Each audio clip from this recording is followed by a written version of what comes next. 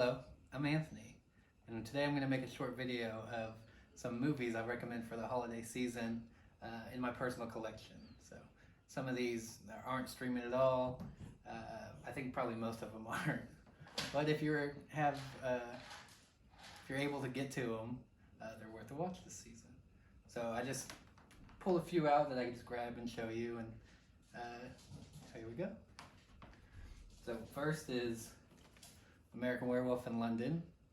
Where is it? Is it good? Probably my favorite werewolf movie of all time. It has great practical effects. It's either this or The Howling that people really like with the effects. And then we have the Blob, the original. It's a great movie. It's from the 50s. It's a little funny with the old actors playing teenagers, but it's worth a watch. It's what's his name? The guy who's in it. Steve McQueen. Yeah, it's Steve McQueen's first movie, right? I know we did something before that, but I think it was a TV show.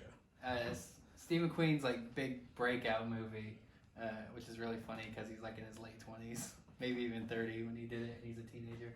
And then there's the remake of The Blob. That's very good as well. It has, is it Matt Dillon?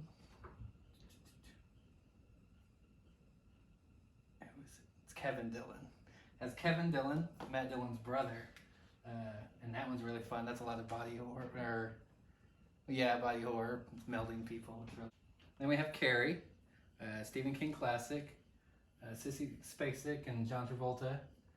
John Travolta was not really famous when that movie came out, but you know, he has names on it now, so classic. If you don't know what happens in Carrie, then I don't know what to tell you. I mean, I do, but I'm not going to.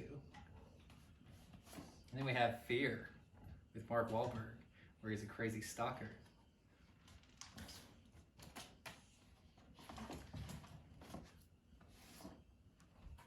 Fog, John Carpenter. It's really suspenseful, great soundtrack, fun movie. Friday the 13th box set here. Any Friday the 13th movie, whichever one you like the best. They're all fun in their own way. Frighteners.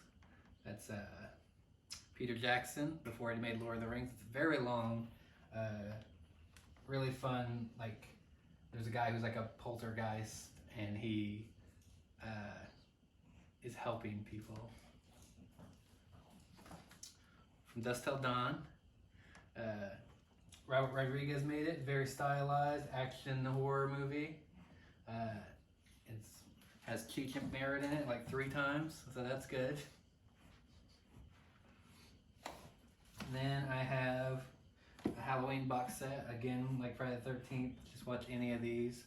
I don't have Nightmare on Elm Street box set. I'm working on getting that, but any of those are fun.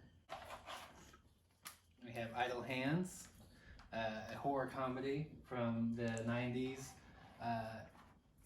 I think it holds up really well, and it's a lot of fun.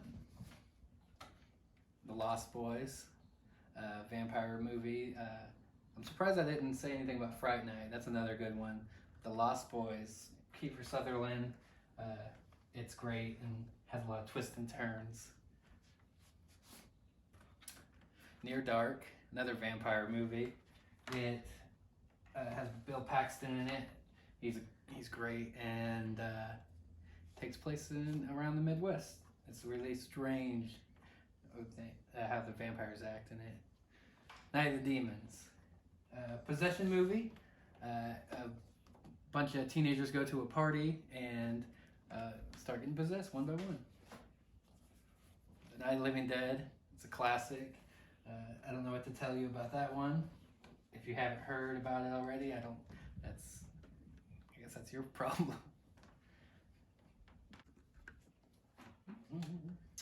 I have Psycho collection. Psycho 1 and 2 are a great double feature.